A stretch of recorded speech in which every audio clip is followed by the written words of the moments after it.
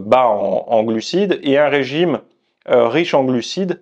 Et le premier régime, donc celui qui est haut en graisse, bas en glucides, comprenait 5 jours avec moins de 20% d'énergie provenant des glucides et plus de 60% venant des graisses, suivi d'un jour avec plus de 70% d'énergie des glucides.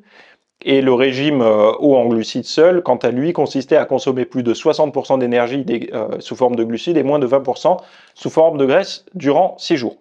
En conclusion, ils disent, l'étude conclut que le régime à haute teneur en graisse et bas en glucides suivi de ce régime d'une journée haute en glucides améliore l'oxydation des graisses et l'économie de course chez les coureurs bien entraînés sans affecter négativement la performance sur 5 km.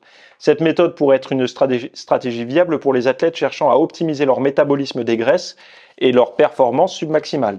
À quoi ça vous fait penser ça?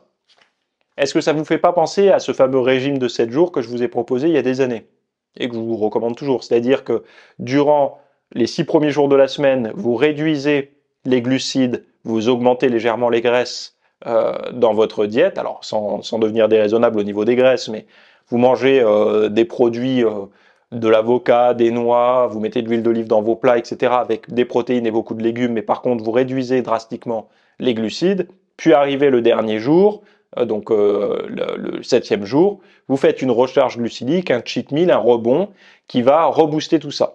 Là, eux, ils l'expliquent en termes scientifiques et en termes performance sportive. Moi, je vous l'explique en termes simples du quotidien, un régime tenable.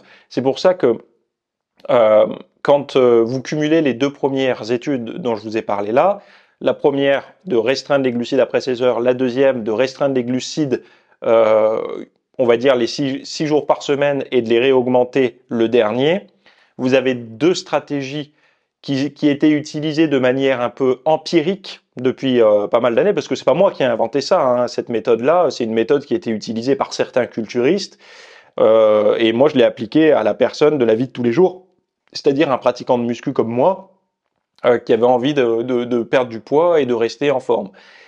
Donc je l'ai appliqué à ça. Aujourd'hui, il y a des études qui montrent que ça marche également chez les athlètes et que ça peut être une stratégie intéressante et qui ne ferait pas de tort à vos performances. Et alors évidemment, je peux me permettre de vous en parler aujourd'hui parce que je sais que vous êtes, en étant abonné à l'espace VIP, vous avez des exigences un peu plus élevées que ceux qui regardent des vidéos sur YouTube. Sur YouTube ou quand vous lisez, je sais pas, un article dans un magazine, même si les magazines c'est un peu mort aujourd'hui, mais quand vous lisez ou vous voyez un post Instagram, il faut aller au plus simple, au plus choc, au plus radical pour séduire les masses.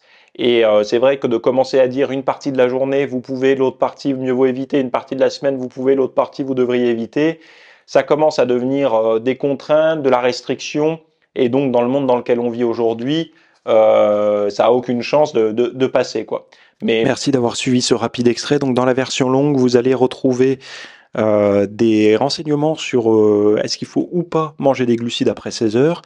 On va également parler d'une stratégie pour fonctionner en hybride, c'est-à-dire de performer en utilisant à la fois du glycogène, à la fois des graisses, en fait en gros même de booster l'utilisation des graisses, donc des graisses de réserve, et à la clé d'être performant et plus sec.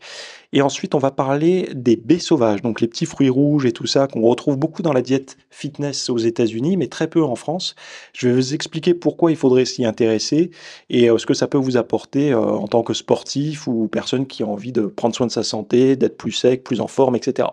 Donc si ça vous intéresse, vous avez tout le cours en lien dans la description, juste en dessous, vous avez un bouton pour y accéder ou un lien. Vous aurez avec ça toutes les notes en PDF, pas besoin de prendre des notes ou quoi que ce soit, je l'ai fait pour vous. Vous avez vraiment tout ce qu'il faut, vidéo plus le PDF. Voilà. Donc je vous retrouve de l'autre côté en suivant le lien. À tout de suite.